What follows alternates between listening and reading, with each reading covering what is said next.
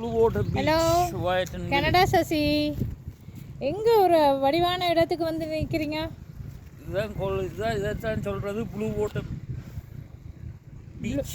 Blue water beach இது எங்கே இருக்கு?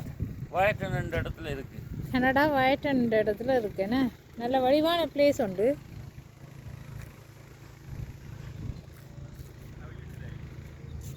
ஓகே, பிறகு சொல்லுங்க.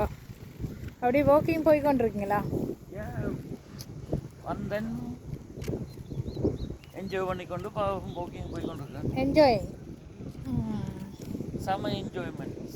செம்ம என்ஜாய்மெண்ட். நீங்களும் கேர்ள் ஃப்ரெண்டும் போகிறீங்களா? நானும் இந்த வைஃப்.